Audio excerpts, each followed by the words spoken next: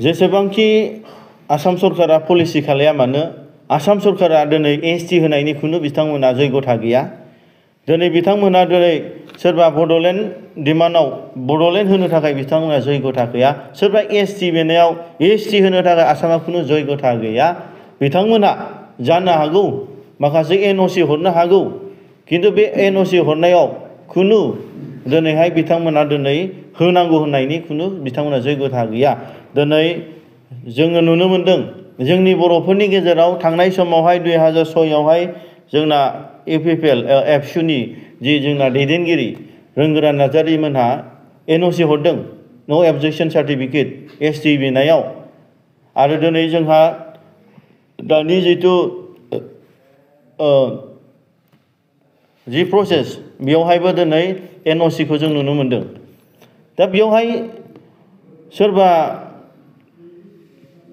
Council गभर्नमेन्टआ दिनै नो अबजेक्शनखौ बिथांमोननि प्रेसाराव हरनांदोंब्लाबो, सोरबा आसाम गभर्नमेन्टआ बिथांमोननि प्रेसाराव हरनांदोंब्लाबो बेयो खुनु दिन दे भारत सरकारखौ दे होनांगौ होननानै बुंनो हानायनि केपासिटि गैया। मानो होनोब्ला दिनै भारत सरकारा मोनसे नेम दं, मोनबा क्राइटेरिया दङ।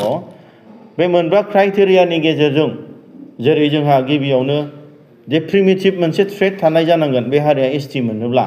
जेरै जोंनि बर'फ्रा हालेवनानै जायो, जोंनि बर'फ्रा नांगोलजों हालेवो, जों इन्दि लुयो, जों एम्फौ फियो, जोंनि निजा जि बानायनानै जों गानो, जों माइब्रा जौ गोरान जोंहा मोनसे निजा मोनसे सिस्टेम दङ। फुराना गोदो आबै आबौजों फैनाय टेक्न'लजिजों नङा।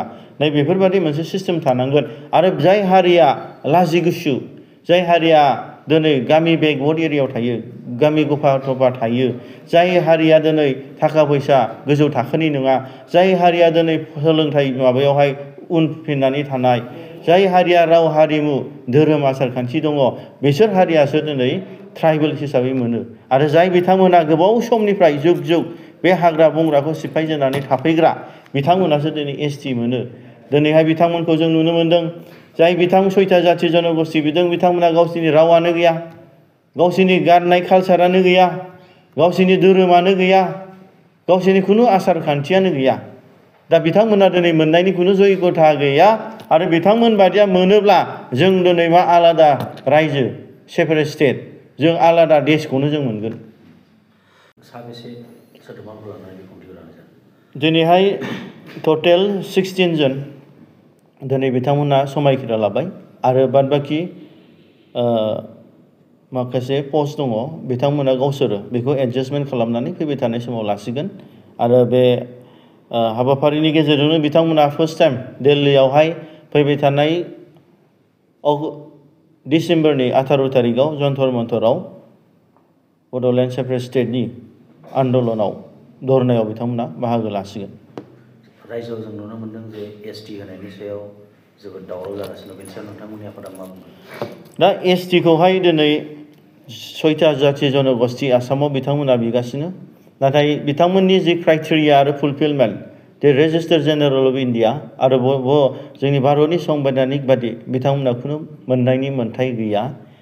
दा बिथांमोना जों नुनो मोनदों आरो बिथांमोननि सायावहाय जोंनि स्टेटआ क्लियार, दे बर' माहारि फरायसा आफादा दे बिथांमोननो एसटि होयोब्ला भारत सरकारा आयेनखौ सिफायनानै आयेननि बिरोधि बिथांमोननो होनो नागिरोब्ला अब्ला जोङो दिनै गोख्रों भाबै जोङो स्टेन्ड जानायनि जि थांखि जों बे स्टेन्डआव जों थागोन। आरो जों बुंबाय थादों दे बिथांमोना इलिगेलि दे एसटिखौ जाय बिथांमोना मोननो थाङा नेम बादे भारतनि संबिधान बादे, अब्ला बिथांमोननो होनो नागिरदोंब्ला अब्ला जोंनि बड'लेण्ड बिनाया, जोंनि बड'लेण्डआ भारतनि नेम एबा भारतनि संबिधानाव जोंहा मोननो थाखाय जोंहा दिनै मोन्थाय दंखायो।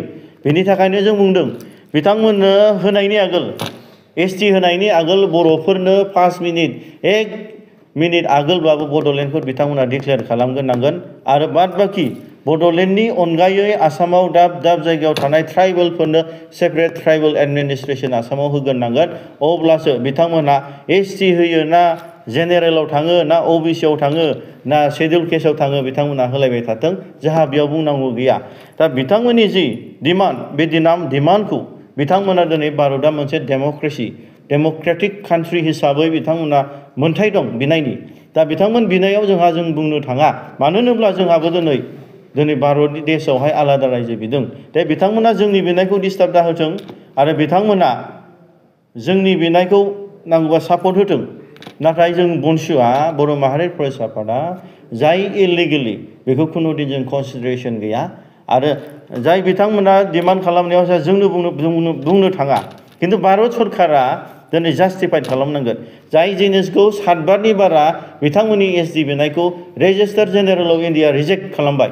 भारतनि संबिधानाव 7 बारनि बारा दिनै जाय जिनिसखौ बिथांमोना क्लेसमेन्ट खालामबाय पार्लियामेन्टआव, बेयो दिनै रिजेक्ट जाबाय। दिनै एखे बुस्थुखौ बिथांमोना बानायदों। बेवहाय जोङो बनसु हिसाबै जोंनि स्टेटआ क्लियार। दा बिथांमोननि स्टेटआव बिथांमोननि जे एसटि बिनायावहाय खुनु दिन जोंनि बनसुआ जों सापर्ट गैया। दा जोंहा दिनै मोनसे जेसेबांखि आफादफ्रा दिनै धरनाखौ होआ मानो, बे आफादफोरनिख्रुइ देरसिन धरनाखौ जों दिल्लीयाव हैनो थांगासिनो। बेफोरबादि जोंखौ नासयनाय, जोङो दिनै भाषा असमिया रोङाबा आसामाव जों साख्रि मोनै, जाय जोङो दिनै जोंनि एसटिफ्रा दिनै जोंनि थाखानाय एसटिफोरखौ जाय बिथांमोना मोना बेखौ होनो नागिरनाय, जोंनि एसटि जोंनि आइडेन्टिटि सिनायथिखौ दिनै थ्रेटेनिं होनाय, दिनै माने धमखि होनाय, दा बेफोरबादिनि थाखायनो जों आलादा रायजोखौ जों दिल्लीयाव बिनो नागिरदों। जेब्लानासि जों आसामाव थागोन, खुनु जोंनि एसटिनि समस्याया जोबनाय नङा। जोंखौ सिगिबाय थागोन, जोंखौ थ्रेटेनिं होबाय थागोन। जेब्लानासिम जों आसामजों थाबाय थागोन, अब्ला जोङो दिनै असमिया भाषा जों रोङाब्ला जों साख्रि मोननाय नङा। बैफोरबायदि नासयनाय, बैफोरबायदि गादबनाय, बैफोरबायदि मुगैनाय, बेफोरनि थाखायनो जोङो दिनै उदां जानो थाखाय बड'लेण्ड सेपारेट स्टेटखौ जों डिमान्ड खालामदों। आरो गुदियावनो बेफोरनिफ्राय जों उदां जानोब्ला जोंनो आलादा रायजो बड'लेण्ड सेपारेट स्टेटखौ भारतनि संबिधाननि सिङाव जोंनो होनांगोन, अब्लासो जोङो दिनै उदार जागोन।